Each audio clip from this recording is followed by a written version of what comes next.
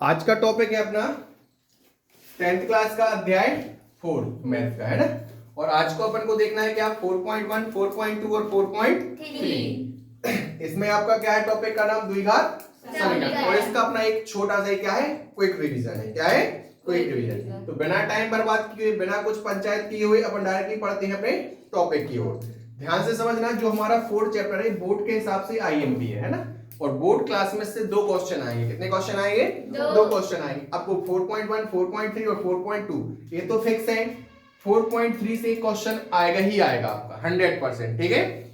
उसके बाद एक क्वेश्चन बचा, वो 4.1 से भी हो सकता है, 4.2 से भी हो सकता है। क्लियर है? Yes sir. कोई डाउट?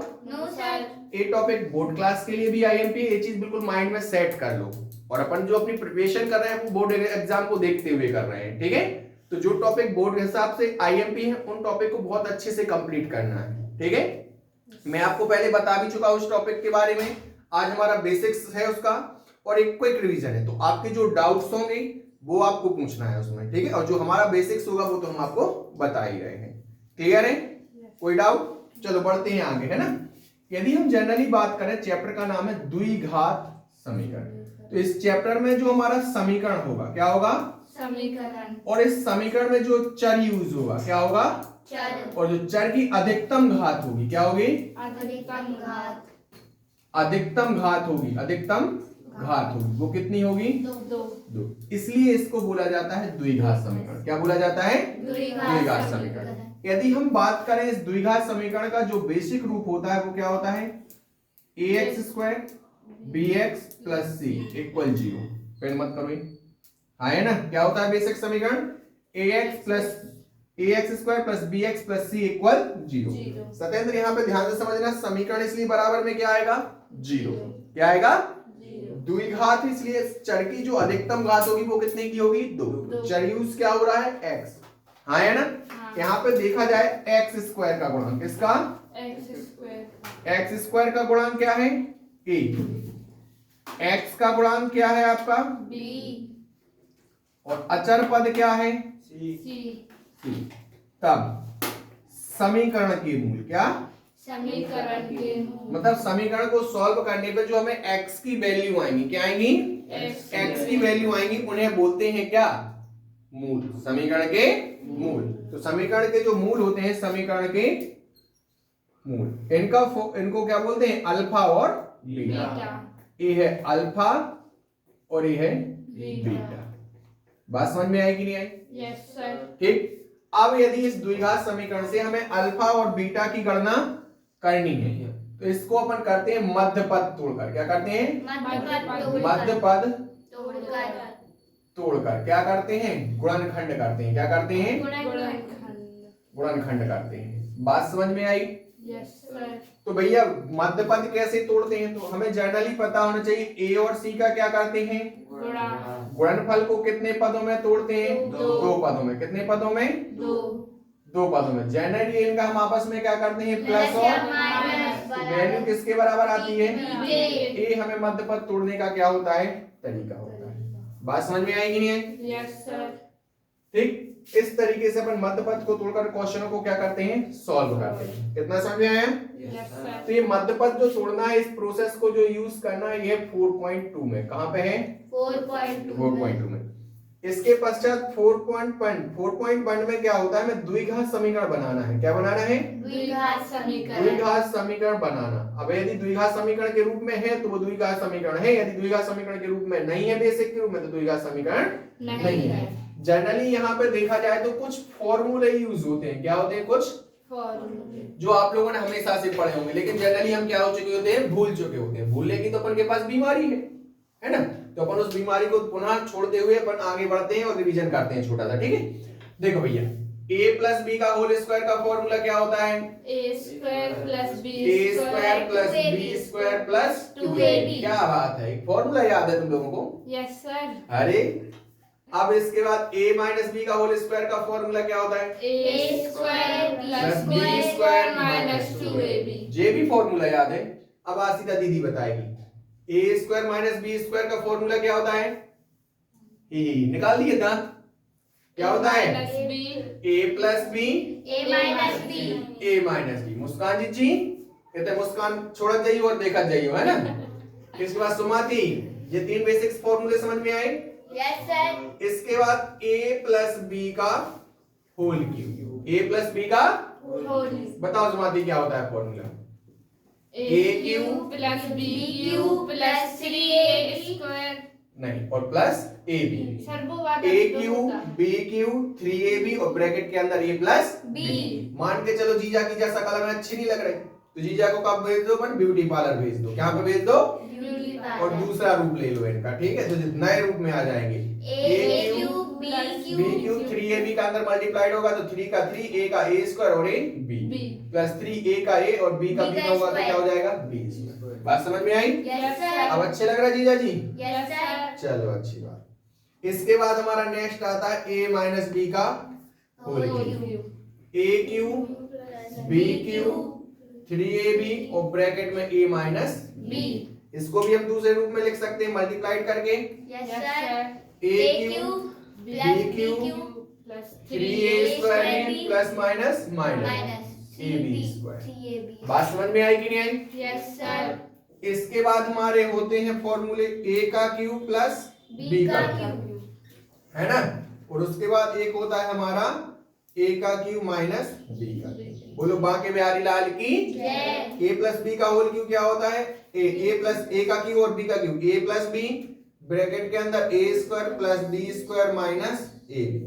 यहाँ पे क्या होता है फॉर्मूला a माइनस b का, a square plus b square minus में क्या होता है प्लस b स्क्वायर। जनरली अपने बेसिक्स फॉर्मूले लगेंगे तो इससे आपकी 4.1 एक्सरसाइज हो जाएगी।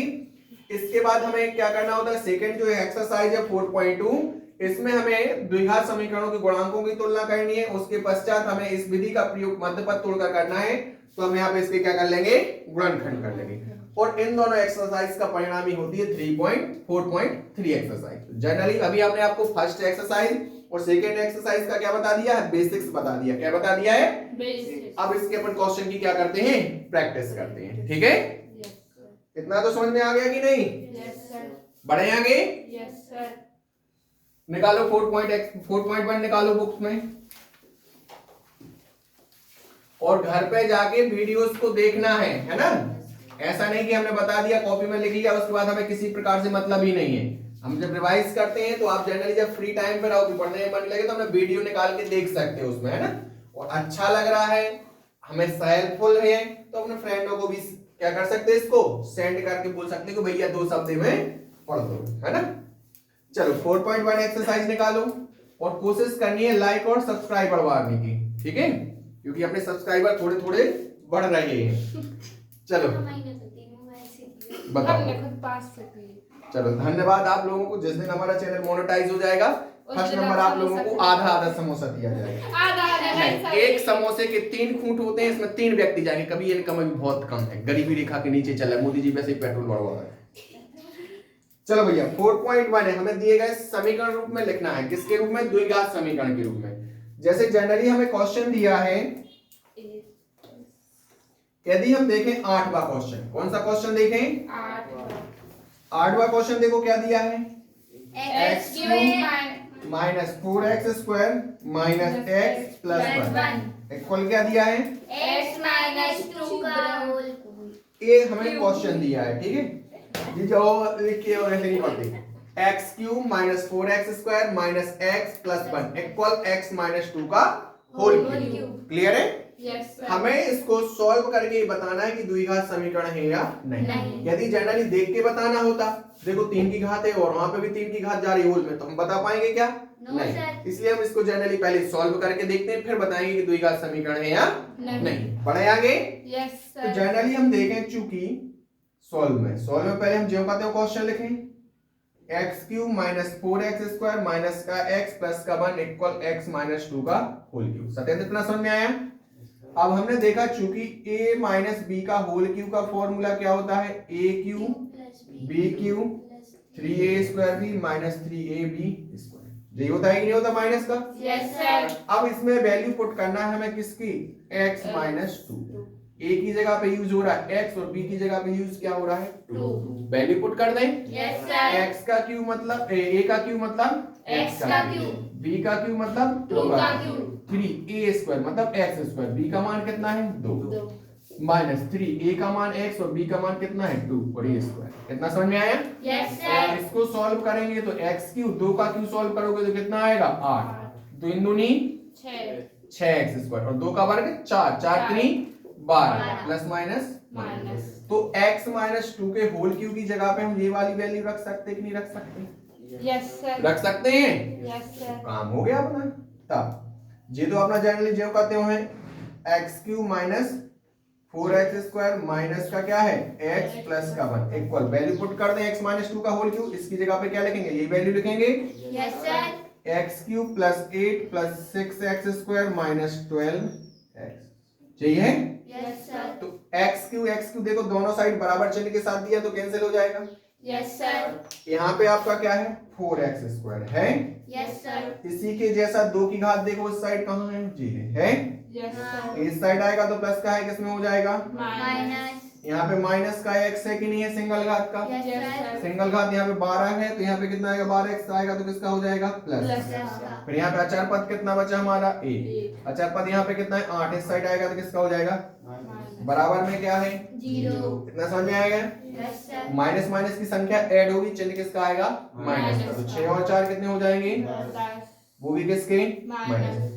12x में से 1x जाएगा तो कितना बचेगा प्लस का 11। प्लस माइनस की संख्या हमेशा घटती है चिन्ह हमेशा बड़ी संख्या। बड़ी संख्या का।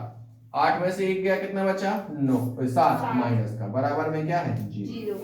क्या ये द्विघात सम 2 की घात का है? No sir. देखनी नहीं 2 की घात। अधिकतम घात चर की कितनी है 2 और बराबर में क्या है 0। अतः दिया गया फलन क्या है द्विघात समीकरण है। बात समझ में आई कि नहीं आई? Yes sir. पक्का? Yes sir. इसके बाद इसमें कौन सा क्वेश्चन है और बताओ। इसका नेक्स्ट क्वेश्चन देखो एक और। जैसे हमें 7वां क्वेश्चन दिया। कौन सा क्वेश्चन दिया है? 7वां क्वेश्चन और ध्यान से समझो।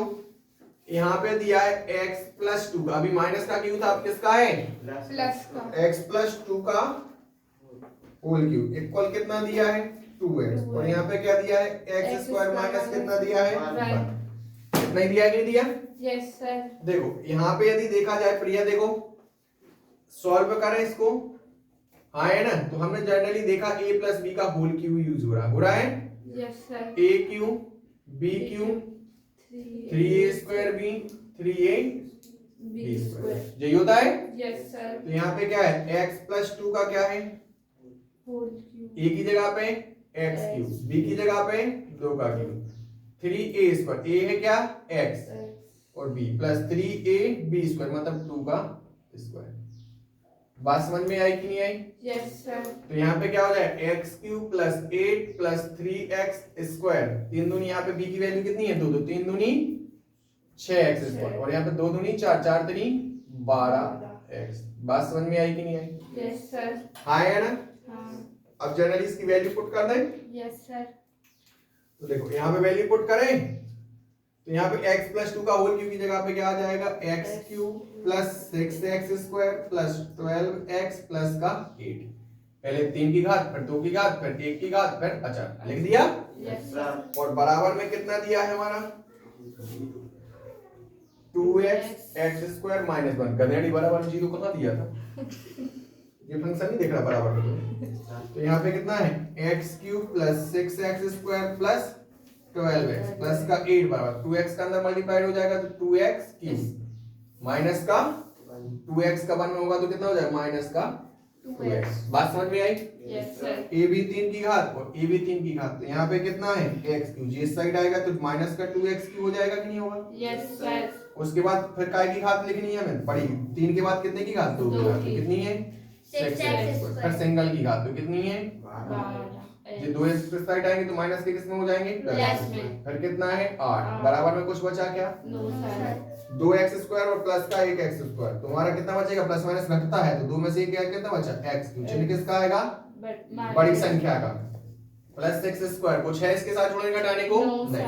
12 और 2 कितने हो जाएंगे 14 और प्लस का कितना है 8 इक्वल चूंकि इसमें बहुपद की अधिक यहाँ पर देखा जाए, चूंकि इसमें जो चर यूज हो रहा है वो क्या है x, और इसकी अधिकतम घात कितने की है 3। तो ये द्विघात समीकरण नहीं है, ये त्रिघात समीकरण हो गया। हमें चाहिए क्या था द्विघात समीकरण, द्विघात समीकरण नहीं है। नहीं। बात समझ में आई कि नहीं आई? तो जैसे ही मैंने ये दो क्वेश्चन बताए इसलिए मैंने बता दी क्योंकि 3 की घात की, और 3 की घात के तब करने सॉल्व करना क्या हो जाते हैं आपके लिए टफ, इसलिए मैंने 7वां और 8वां क्वेश्चन बता दिया। बाकी जो आपके first second fourth third fourth six question है इसमें जनरली आपके मल्टीप्लाइड ही हो रहा है या फिर होल स्क्वायर हो रहा है, ठीक है।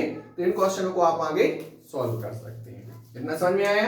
जो इस एक्सरसाइज के दो क्वेश्चन टफ वाले थे 3 की घात वाले, मैंने आपको जनरली सॉल्व करके बता दिए, ठीक। इसके बाद बढ़ते हैं अपन 4.2 एक्सरसाइज की ओर। इसकी ओर बढ़ते हैं 4.2 एक्सरसाइज। 4.2 एक्सरसाइज में हमें एक गुणनखंड करना है। क्या करना?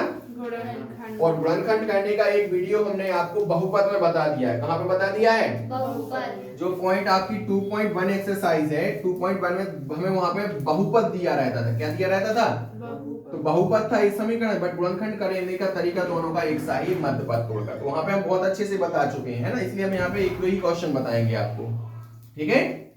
तो जनरली हमें पता होना चाहिए 4.2 एक्सरसाइज कर रहे हैं और इसमें हमें द्विघात समीकरण क्या होता है ax² + bx + c बराबर 0। इसके हमें क्या करना है? मध्यपद तोड़कर गुणनखंड करना है। तो इसकी जो विधि है क्या बोलती है? a और c का गुणा। गुणनफल को कितने पदों में तोड़ो आप? दो पदों में तोड़ो जिनका आपस में क्या करें? प्लस या माइनस। तो वैल्यू किसके बराबर आए? b के। बोलो बांके बिहारी लाल की जय। चलो फर्स्ट क्वेश्चन से करते हैं सॉल्व, है ना। जैसे यहाँ पे हमें दिया है पहले नंबर अपन करते हैं 5वां क्वेश्चन। कौन सा करते हैं? 5वां क्वेश्चन दिया है 100x² माइनस का 20x प्लस का कितना दिया है? बराबर क्या है? 0। इसके हमें गुणनखंड करना है। क्या करना है? जनरली हम इससे समीकरण से तुलना करें तो a का मान कितना मिल गया आपको? 100 मिल गया। Yes sir. b का मान कितना है? 20 और अचर पद कितना है? a और c का गुणा तो 100 × 1 तो 100 एकम 100। अब 100 के ऐसे गुणनखंड करो जिनका आपस में प्लस माइनस करें तो b आए और मल्टीप्लाइड करें तो 100 आए। तो देखो 10 धाम 100, 50 दूनी 100, हाँ है ना। और 100 एकम 100 और कुछ होता है 25 चौके। तो हमें कौन से लेना है? जिनका आपस में प्लस माइनस करें तो b के बराबर आएगा। b की वैल्यू कितनी है? देखो b। तो 10 में 10 जोड़ोगे 20 हो जाएगा। तो यहाँ पे देखो 100x² है, 20 कब आया? जब 10 में 10 को ऐड किया। और ये x + 1 इक्वल क्या है? 0। 100x² माइनस x का 10 में होगा तो कितना हो जाएगा? 10x। 10 का x में होगा तो कितना हो जाएगा? 10x प्लस 1 बराबर क्या है? 0। तो 100x² माइनस का मल्टीप्लाई करोगे तो माइनस का 10x plus minus minus minus का 10x प्लस का 1 है कितना है? 0। यहाँ से और यहाँ से हम क्या निकालें? कॉमन निकालें। तो 100 में और 10 में कॉमन क्या है? 10। x² में और x में कॉमन क्या है? x। 100 में से 10 कॉमन निकालिए मतलब भाग दे दिया तो कितना आएगा? 10। x² से x कॉमन निकाल लिया तो क्या बचा? x। यहाँ से पूरा 10x कॉमन निकाल लिया कितना बचा? -1। हमें देखो माइनस का 1 चाहिए, यहाँ पे किसका है? प्लस का। मतलब चिन्ह बदलना, चिन्ह बदलने के लिए क्या निकालते हैं? कॉमन, माइनस निकालिए। तो माइनस तो कॉमन आ गया, कुछ कॉमन है क्या? नहीं, इसलिए कितना माना जाएगा? 1। माइनस जब कॉमन निकाल लिया तो ये प्लस माइनस का था, किसमें हो जाएगा? और 1 ही प्लस का तो प्लस का माइनस कॉमन निकाल लिया तो क्या हो जाएगा? माइनस। प्लस माइनस 1 इक्वल क्या हो गया? कितनी चीज समझ में आई? टोटल ऑफ में से देखो हमने दोनों संख्याएं कॉमन दिख रही तो 10x - 1 कॉमन निकालिए तो यहाँ पे कितना बचा? 10x - 1 बराबर में क्या है? 0। तब 10x - 1 बराबर 0 तो 10x माइनस का 1 उस साइड जाएगा, किसका हो जाएगा? प्लस का। तो मल्टीप्लाइड का 10 कहां पे आएगा? डिवाइडर। बात समझ में आई कि नहीं आई? इसी प्रकार हमने दूसरा ये वाला कर लिया। अब इस वाले को देखें, इसकी भी वैल्यू क्या है? सेम है। 10x - 1 इक्वल क्या है? 0। 1 उस साइड जाएगा तो किसका हो जाएगा? प्लस का। 10 मल्टीप्लाइड में डिवाइड पक्षांतर करोगे इसमें आएगा डिवाइड। इस तरीके से हमने x की दोनों वैल्यू निकाल दी। अतः समीकरण के मूल, समीकरण का मूल क्या होता है? अल्फा और बीटा। अल्फा की वैल्यू 1/10 और बीटा की वैल्यू भी 1/10। बात समझ में आई कि नहीं आई? कोई डाउट? हमें जनरली क्या करना है? द्विघात समीकरण दिया रहेगा, द्विघात समीकरण के मध्यपद को तोड़ना है किसकी सहायता से? सॉरी ए और सी का मल्टीप्लाई करेंगे, दो पदों में तोड़ेंगे, प्लस माइनस करेंगे तो किसके बराबर आना चाहिए? बी के बराबर। जनरली हमने इस तरीके से तोड़ दिया, तोड़ने के पश्चात हम क्या निकालते हैं? कॉमन। कॉमन निकालने के पश्चात तुलना करते हैं जीरो से। जीरो से तुलना करेंगे तो फर्स्ट वाले गुणनखंड की करेंगे, एक गुणनखंड की करेंगे तो हमें अल्फा का मान आएगा, ऐसे दूसरे गुणनखंड की तुलना करेंगे तो किसका मान आएगा? बीटा का मान। आई बात समझ में? Yes sir. Clear? Yes sir. चलो इसके बाद कौन सा क्वेश्चन है बताओ? इसके बाद देखते हैं फोर्थ क्वेश्चन। कौन सा? ए फिफ्थ था, इसके बाद कौन सा क्वेश्चन है? Fourth.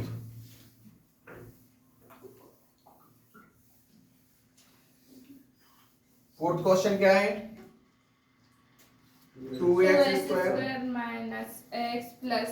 Minus x plus 1/8 equal क्या है? 0। क्या जनरली जो हम बेसिक समीकरण सॉल्व करते हैं जैसे ax square plus bx plus c equal 0 के फॉर्म में दिया क्या? नहीं, इसमें एक जो हमारा फंक्शन है वो किसमें है? भिन्न में है। किसमें है?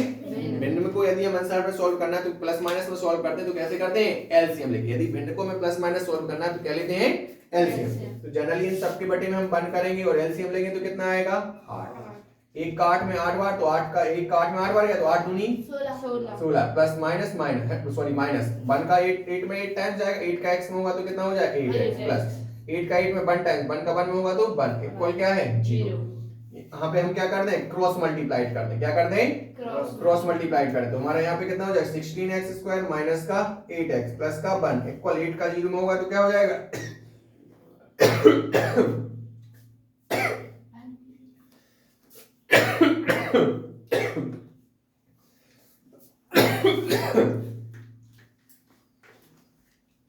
बिगड़ क्या क्या?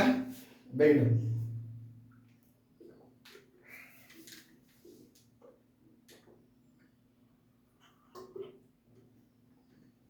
में ठसका हो तो तुम लोगों ने जनरली क्यों बोला पानी पी लो? पानी की जगह पर शरबत, लस्सी, शरबत कहाँ रखी तो है ना, जूस, ये भी तो तुम लोग ला सकते थे, लेकिन नहीं लाओगे वही चीज जो फ्री में मिल रही, पानी। चलो धन्यवाद पानी के लिए। 16x square minus 8x plus 1 equal क्या आ गया? 0। यहाँ तक समझ में आ गया कि नहीं आ गया? Yes sir. एलसीएम लेके सॉल्व कर दिया, सॉल्व लेने के पश्चात क्रॉस मल्टीप्लाई कर दिया तो हमारा generally 16x square minus 8x plus 1 आ गया। 0 का मल्टीप्लाई 8 में करोगे तो क्या हो जाएगा? 0। बोलो बाकी वैल्यू डाल की। अब हमें यहाँ से करना है गुणनखंड। क्या करना है? मध्यपद तोड़कर गुणनखंड। तो इसकी हम किससे तुलना करेंगे? ax square plus bx plus c equal 0। एक गुणांक है तो यहाँ पे a की वैल्यू कितनी आ गई? 16। कितनी आ गई? 16। ये बेटा आपको जनरली रफ पे करना होगा तभी पता चलेगा गुणनखंड। ऐसे नहीं कि हमें जादू टोना है तो हम 1 से कर लेते। सुनाई दे रहा है भाई सब सत्येंद्र? यहाँ पे नहीं करते, लेकिन अपन कहाँ पे करते हैं? बैक साइड या कहीं पे रफ में करते हैं, है ना? तब अपन को पता चलते हैं गुणनखंड ऐसे होते हैं ना आसिता दीदी? तो यहाँ पे a की वैल्यू कितनी है? 16 और c की वैल्यू कितनी है? 12। 16 एकम 16। जी आ गए कि नहीं आ गए? अब 16 के में ऐसे गुणनखंड लेना कि जिनका प्लस माइनस करें तो b के बराबर हो। b की वैल्यू कितनी है? कितनी है?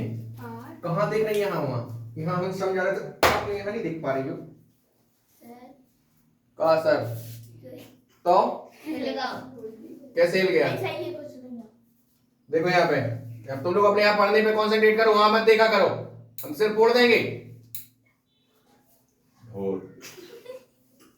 तो यहाँ पे 16 के गुणनखंड करें तो 16 एकम 4 चौके 16 और 8 दूनी 16। तो कौन सा लेना जिसमें प्लस माइनस करें तो कितना है?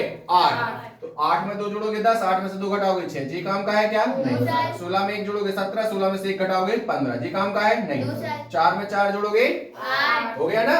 Yes sir. तो 16x स्क्वायर माइनस 8 कब आया? जब 4 में 4 को जोड़ा। प्लस 1 इक्वल क्या है? 0।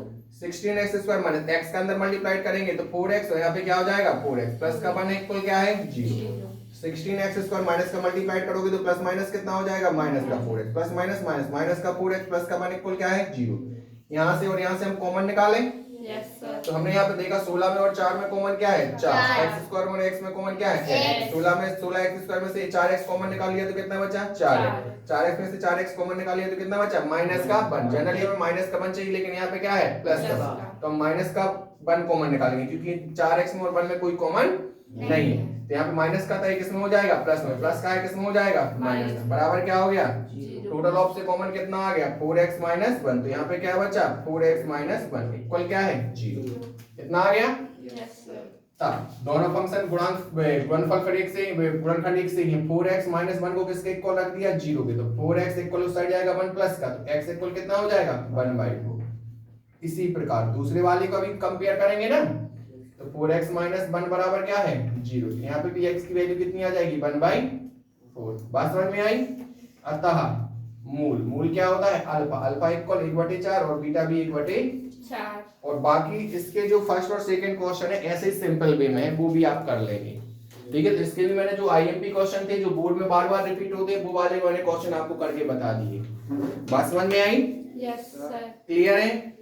इसके बाद है आपकी 4.3 एक्सरसाइज। कौन सी है?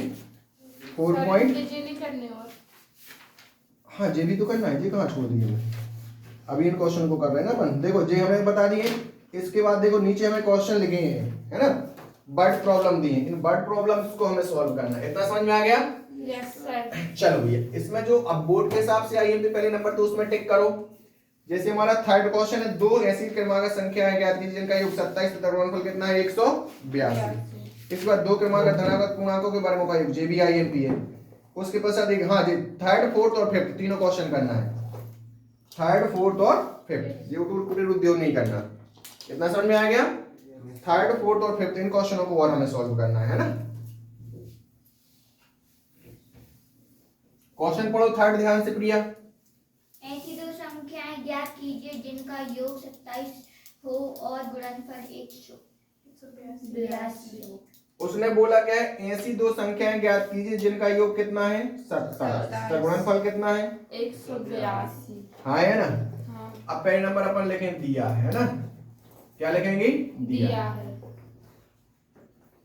संख्याओं का योग कितना है 27, हाँ है ना। संख्याओं का गुणनफल कितना है 182 है। Yes sir. मान लिया अपन ने पहली संख्या, कौन सी पहली संख्या पहली संख्या क्या है x तो दूसरी संख्या क्या हो जाएगी बाय नहीं, दो चर नहीं है, दो ही घात है ना, दो चर नहीं लेना। पहली संख्या क्या हो गई x, दूसरी संख्या क्या, जब दो संख्याओं का योग 27 है, एक संख्या जैसे आपके मान के चलो आपको मैंने 10 रुपए दिए, कितने दिए 10, आपने x रुपए लौटा दिए, तो आपके पास कितने बचे 10 माइनस x ही तो बचे कि नहीं बचे। तो दोनों संख्याओं का योग कितना था 27 है, मतलब पहली संख्या और दूसरी संख्या मिलकर क्या बनाती है 27 बनाते हैं। अब हमें पहली संख्या कितनी दी है x, तो दूसरी संख्या ज्ञात करनी है तो क्या हो जाएगा x को साइड पक्षांतर कर दोगे कि नहीं कर दोगे, तो सेकंड संख्या कितनी आ जाएगी 27 माइनस आएगी कि नहीं आएगी। तो जनरली हम देखें दोनों के जो टोटल होता है उसमें से पहली संख्या को हटा दोगे तो दूसरी संख्या बचेगी, तो दूसरी संख्या कितनी हो जाएगी 27 माइनस, हाँ है ना, अरे हाँ है ना। चूंकि संख्याओं का गुणनफल किसका संख्याओं का गुणनफल कितना है 182, तो संख्याओं का गुणनफल मतलब पहली संख्या इंटू दूसरी बराबर कितना है 182। तो प्रथम संख्या क्या है x, दूसरी संख्या क्या है 27 माइनस x बराबर कितना है 182। पक्का? Yes sir. हम अंदर गुणा करेंगे तो 27 का x में होगा तो 27x, x का x में होगा तो क्या हो गया, और बराबर में कितना है 182, यस सर। हाँ है ना।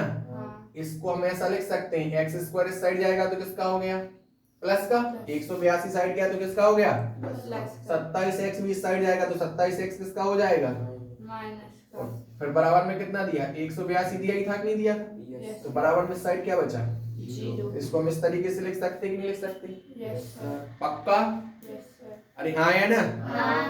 अब हमें वो द्विघात समीकरण आ गया, मध्य पद तोड़ के क्या करने हैं गुणनखंड। तो देखो जनरली यदि हम 182 की गुणनखंड करें किसके करें, 182 देखो 182 को 2 से भाग दोगे तो 2 इनाम 18 2 एकम 13 से भाग दोगे तो 13 सत्ते 91, पहले 7 से जाएगी, कितने से 7 से, तो कितना आ जाएगा 13 13 एकम 13। तो देखो 7 दूनी 14, 14 इंटू 13 करोगे तो कितना आता है 182, और 14 में से 13 जाएंगे तो कितने 14 और 13 कितने होंगे 27 होंगे कि नहीं होंगे, अरे हाँ है ना।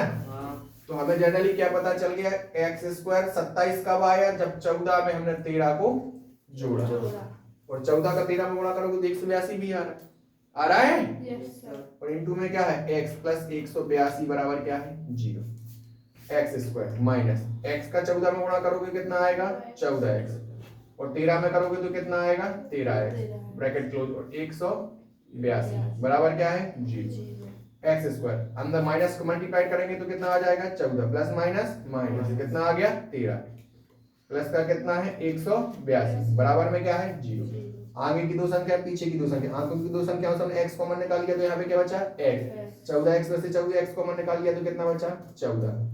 अब हमें देखो 14 किसका चाहिए माइनस का, यहाँ पे कौन सा आ रहा है 182, 13 कॉमन निकालोगे तो 14 आएगा कि नहीं आएगा, लेकिन वो प्लस में आएगा, इसलिए हम किसका चाहिए हमें माइनस का। तो काय का संख्या कॉमन निकाले माइनस, तो 13 कॉमन निकाल लिया, 13 कॉमन निकाल लिया तो यहाँ पे क्या बचा x, 182 में 13 से भाग दोगे तो कितना आएगा 14, और प्लस माइनस क्या हो गया, क्योंकि अपन ने अभी देखा था ना 182 की गुणनखंड 13 और 14, तो 13 कॉमन निकाल लिया तो 14 ही तो आएगा ना। कॉमन निकालना मतलब पहला था इनडायरेक्टली रूप से डिवाइड करना, क्या करना डिवाइड। अब दोनों में कॉमन क्या है x माइनस 14 है। हाँ, अब थर्ड हमारे यहाँ पे कॉमन निकाल लिया तो यहाँ पे क्या बचा x, और यहाँ पे क्या बचा माइनस का 30 बराबर क्या है 0। इतना समझ में आ गया। यस सर, तब x माइनस 14 इक्वल क्या है 0, तो x बराबर कितना आ गया 14, हाँ है ना, x माइनस 13 बराबर 0, तो x बराबर कितना आ गया 30 आ गया, अरे हाँ है ना। हाँ, अतः पहली संख्या कौन सी, पहली संख्या की दो कंडीशन है, यदि हमने x इक्वल कितना माना 13, और दूसरी कंडीशन है x इक्वल हमने कितना लिया 14, यहाँ पे सेकंड संख्या क्या होगी 27 माइनस x, तो 27 माइनस आप 13 करोगे तो दूसरी संख्या कितनी आएगी 14 आएगी, और यदि हमने पहली संख्या क्या ली है 14, तो सेकंड संख्या क्या हो जाएगी 27 माइनस x, तो सेकंड संख्या इक्वल क्या 27 माइनस 14 तो कितनी आएगी 13।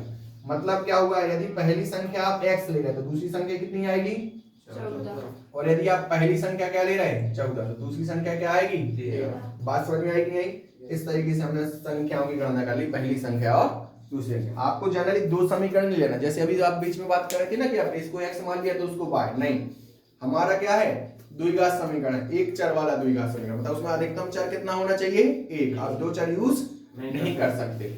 तो मान लिया हमने, आप देखो संख्याओं का गुणनफल दिया तो पहली संख्या क्या मान ली x, दूसरी संख्या कितनी हो जाएगी ऑटोमेटिक 27 में से हम इस x को क्या कर देंगे माइनस कर देंगे, तो क्या आ जाएगी आपकी सेकंड संख्या। अब हमने देखा संख्याओं का गुणनफल हमें 182 दिया, तो प्रथम संख्या और दूसरी संख्या का गुणनफल 182 है, तो इनका मल्टीप्लाई कर दिया, x का अंदर मल्टीप्लाई करोगे 27x, x का x में होगा तो क्या हो जाएगा x स्क्वायर बराबर 182। इन दोनों संख्याओं को साइड ट्रांसपोज किया तो माइनस का है तो किसमें हो गया, ये प्लस का था तो किसमें हो जाएगा माइनस, और एक प्लस का था इधर बराबर में क्या आ गया 0। हमने यहाँ पे 2 की घात बड़ी किसके फॉर्म में लिखा ax square plus bx plus द्विघात समीकरण के रूप में लिखा, 2 की घात 1 की घात पर अचर, तो देखो 2 की घात 1 की घात और फिर अचर। जनरली हमने 182 के आपको अभी गुणनखंड करके बताया, तो 13 और 14 आ गया, हम गुणनखंड करके कॉमन निकाल लिया तो ये गुणनखंड आ गया, आ गए। इन गुणनखंडों को 0 के बराबर रख दिया तो x का मान एक बार 13 और एक बार कितना आ गया 14। एक बार हमने x का मान 13 रखा तो हमारा दूसरी संख्या कितनी आ गई 14, एक बार x का मान 14 रखा तो पहली दूसरी संख्या कितनी आ गई 13। इस तरीके से इस क्वेश्चन की हमने पहली संख्या और दूसरी संख्या की क्या कर ली, आया समझ में, पक्का। इसके पश्चात देखो वीडियो, अब जब घर पे जाओगे ना, घर पे जब वीडियो देखो तो स्क्रीनशॉट ले लेना है ना, उसमें से आप कर लेना, हमें भी इसके और क्वेश्चन कराना है। देखो ऐसे ही आपका सेकंड क्वेश्चन है, दो क्रमागत संख्याएं, क्या है आपकी दो क्रमागत संख्याओं वाला है, कौन सा है, नेक्स्ट क्वेश्चन पढ़ो।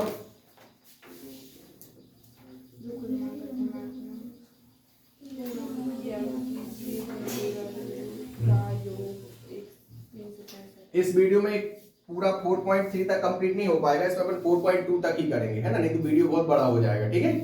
आपका सेकंड क्वेश्चन, थर्ड क्वेश्चन बोलो, क्या बोला, दो क्रमागत संख्याओं के दो धनात्मक धनात्मक पूर्णांक ज्ञात कीजिए जिनके वर्गों का योग कितना है 365।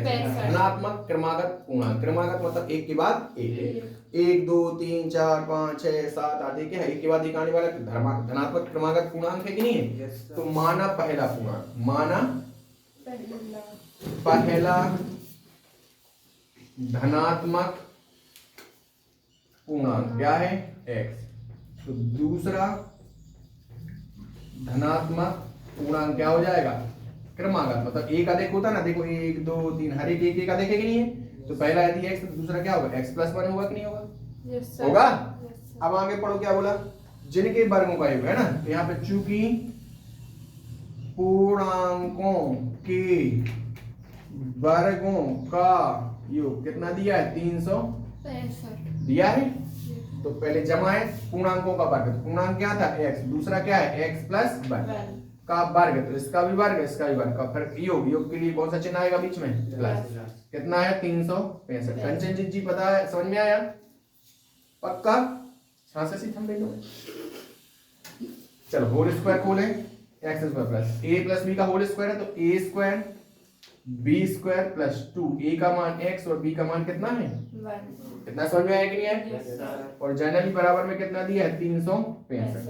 तो सॉल्व करें x और x कितना, x स्क्वायर कितना हो जाएगा 2x स्क्वायर, 1 का स्क्वायर 1, 2 का x में होगा तो क्या होगा 2x, बराबर में कितना है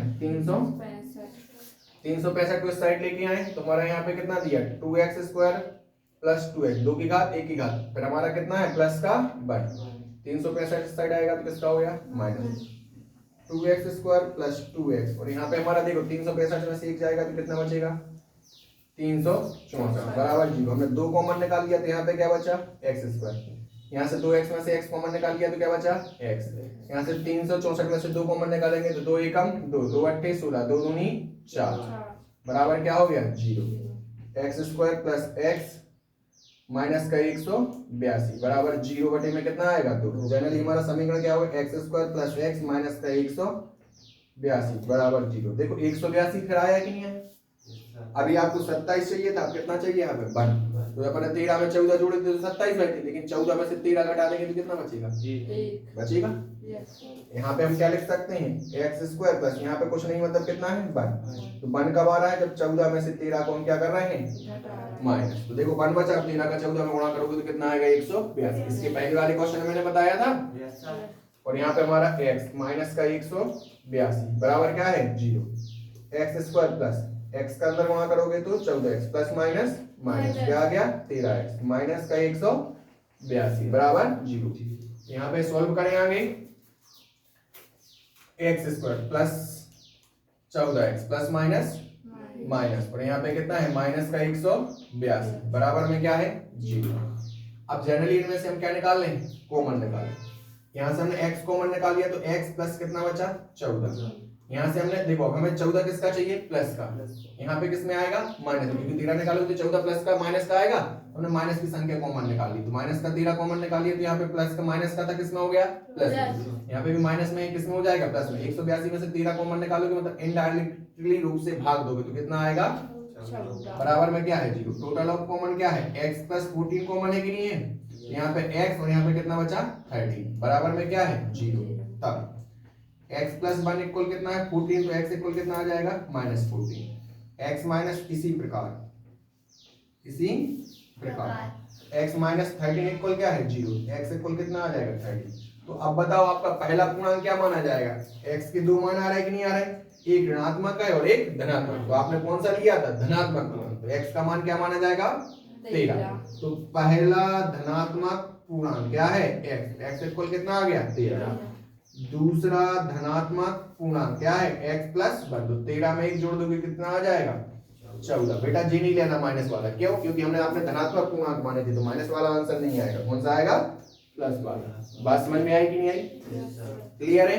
इस तरीके से हमने आपके लिए 4th चैप्टर का बेसिक्स बता दिया, 4.1 के कुछ बेसिक्स क्वेश्चन करवा दिए जो टफ से थे, 4.2 के भी हमने आपको कुछ क्वेश्चंस करवा दिए। अब इसके बाद आपका बचा 4.3 और 4.2 का एक क्वेश्चन और बचा है ना, तो कल का जो नेक्स्ट वीडियो आएगा उसमें हम आपके डाउट्स की भी बात करेंगे, और जो 4.2 का एक्सरसाइज का 1 क्वेश्चन बचा है उसको भी हम सॉल्व करवाएंगे, साथ में 4.3 को भी कंप्लीट सॉल्व करेंगे। ठीक, तो इस तरीके से हमारे 2 वीडियोस में हमारा 4th चैप्टर 4.1, 4.2 और 4.3 क्या हो गया कंप्लीट हो गया। बेटा ध्यान से पढ़ना, एक चैप्टर हमारा बोर्ड क्लास के हिसाब से बहुत आईएमपी है। बात समझ में आई, क्लियर है। आपको यदि अच्छा लग रहा है, पसंद आ रहा है, समझ में आ रहा है तो अपने दोस्त लोगों को भी बता सकते हैं, और कोशिश करना है कि हमारे सब्सक्राइबर 1 लोग क्रिएटेड होंगे, है ना, जिससे धीरे धीरे अपनी ग्रोथ भी होगी, और आगे अपन कोशिश करेंगे कि अपना चैनल मोनेटाइज होगा तो अपन यहाँ पे इलेक्ट्रिक बोर्ड लगाने की कोशिश करेंगे, है ना। तो धीरे धीरे अपन ग्रोथ कर रहे हैं, आप लोगों का सपोर्ट चाहिए और बाकी लोग तो सपोर्ट में है। ठीक, धन्यवाद।